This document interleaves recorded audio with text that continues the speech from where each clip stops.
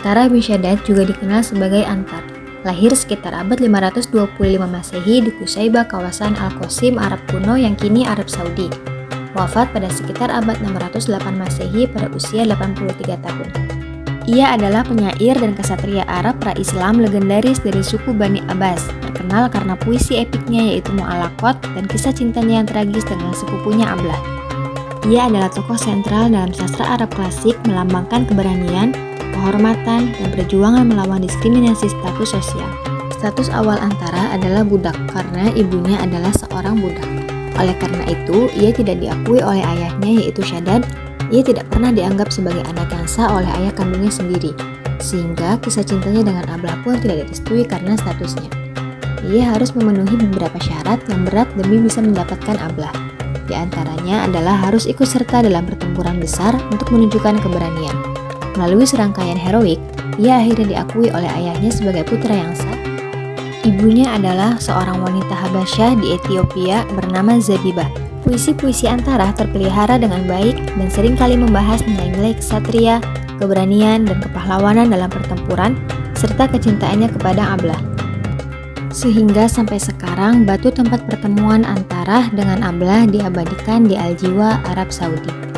Puisi-puisi Antara sangat penting karena secara historis dan budaya berasal dari deskripsi rinci tentang pertempuran, baju zirah, senjata, kuda, gurun, dan tema-tema lain dari zamannya.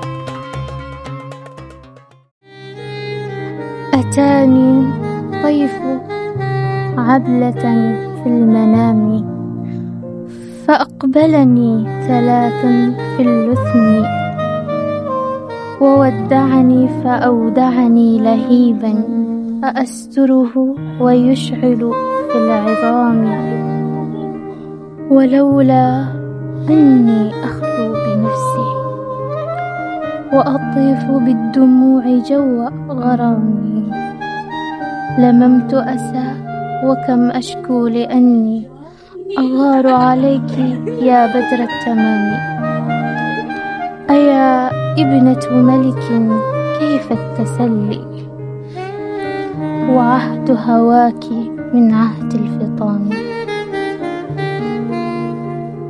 Syair ini merupakan bagian dari tradisi syair Arab klasik yang terinspirasi dari kisah cinta romantik antara Antar bin Shaddad dan sepupunya Ablah. Ciri-cirinya sesuai dengan genre syair yaitu ghazal udhri, makna budaya yang lebih mendalam. Cinta sebagai jalan kemuliaan, seorang penyair Arab Baduy memaknai keberanian dan kemuliaan melalui cinta yang luhur. Menjadikan bagian dari estetika balaghah, khususnya pada majaz dan kinayah. Dalam kalimat ladhul idham, yaitu metafora tentang rindu yang membakar, dan badrut tamam, yaitu kinayah kecantikan yang sempurna. Struktur bahasa menggunakan wazan syair yang teratur dan rima mim pada setiap akhir bait. Ciri syair klasik sebelum Islam dan pasca awal Islam. Kedudukan sosial. Kekasih yang bernama Ablah digambarkan sebagai putri bangsawan, yaitu putri dari bin Malik, menunjukkan perbedaan strata yang menjadi penghalang cinta. Nizar Qobani adalah seorang sastrawan Timur Tengah yang menjadi lambang revolusioner bagi para penyair modern. Karya-karyanya yang identik membahas tentang cinta dan perjuangan. Nizar lahir di Suriah pada tanggal 21 Maret tahun 1923 yang bernama lengkap Nizar Taufik Qobani. Beliau dibesarkan dalam keluarga tradisional Damaskus kuno, tepatnya di kawasan Munzinah, Syam. Sejak kecil, ia sudah terbiasa menulis berbagai syair bertemakan romantisme. Ia mewarisi kepiawaian berpuisi dari ayahnya yaitu Taufik Qobani. Di masa mudanya, ia sudah mulai banyak menulis puisi bertemakan cinta, hingga lahirlah sebuah buku puisi yang berjudul Ar-Rasam bil Kalimat.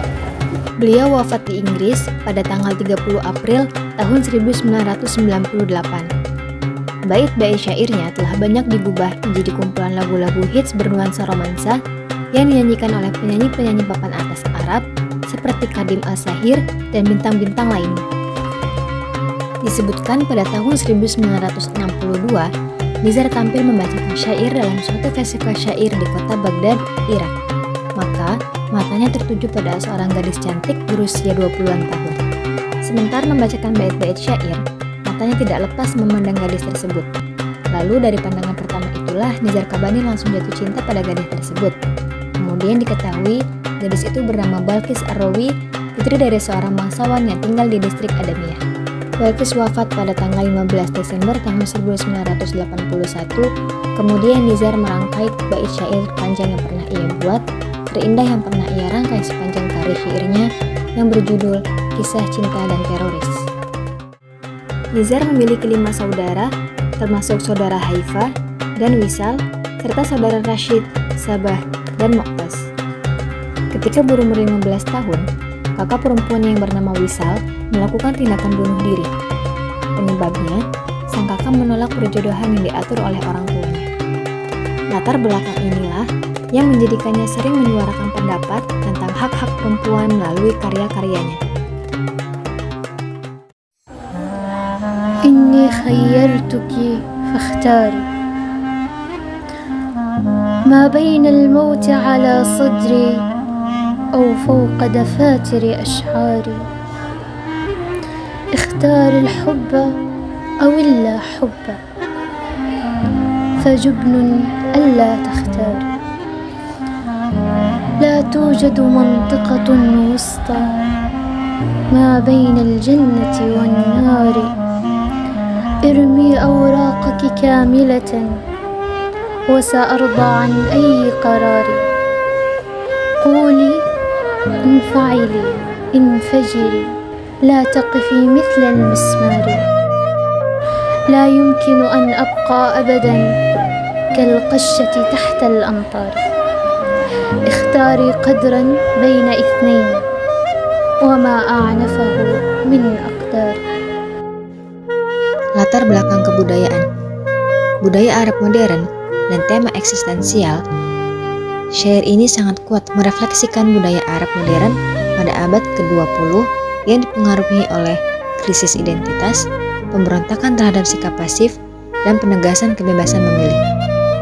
Pilihan kata seperti ikhtari qadran baina itsnaini la tujadu mantiqatun wusta menunjukkan pemikiran eksistensialis, yaitu bahwa manusia harus memilih dan ketidakmemilihan adalah bentuk kepengecutan. Ini selaras dengan arus pemikiran eksistensialisme yang masuk ke dunia Arab melalui filsafat Barat, lalu diolah dalam sastra Arab, budaya patriarki dan relasi cinta. Dalam budaya Arab klasik, relasi cinta sering bersifat idealistik, simbolik, penuh pengekangan sosial. Namun, dalam syair ini terlihat pergeseran budaya. Inni khayyarutuki fakhtari. Ini mencerminkan budaya Arab urban modern yang mulai mengafirmasi kebebasan perempuan, kesetaraan emosional dalam relasi cinta. Namun, tetap ada tekanan emosional yang menunjukkan bahwa kebebasan ini masih berada dalam ketegangan budaya. Simbol religius dalam budaya Arab Islam, ma bainal jannati wan nari, mengakar kuat dalam kosmologi Islam, di mana tidak ada wilayah netral, pilihan bernilai moral absolut. Ini menunjukkan bahwa meskipun syair ini modern, kerangka simboliknya tetap Islami, menjadikan pembaca Arab mudah terhubung secara kultural. Latar belakang kebahasaan, bahasa Arab modern. Syair ini menggunakan bahasa Arab Fusha modern, ditandai oleh struktur sederhana, kalimat langsung, dan minim ornamen balaghah klasik. Contohnya pada kalimat la tujadu mantiqatun wusta. Kalimat ini lugas, informatis, dan retoris. Ciri khas puisi Arab modern berbeda dengan qasidah klasik yang penuh tasbih dan isti'arah kompleks. Repetisi imperatif sebagai strategi retoris. Bentuk perintah sangat dominan. Ikhtari, irmi, quli, infa'li, infajri. Fungsi kebahasaan menekan pembaca secara emosional, menegaskan urgensi pilihan, menolak sikap diam. Ini mencerminkan bahwa perlawanan dalam sastra modern Arab. Metafora yang digunakan dalam kehidupan sehari-hari, seperti kalimat al-musmar, yaitu paku, al-kishyatu tahtal amtor, yaitu jerami di bawah hujan, dafatir asy'ari, yaitu lembar puisi. Berbeda dari metafora kosmik klasik, metafora ini dekat dengan kehidupan urban, mudah divisualisasikan, dan bersifat emosional bukan dekoratif.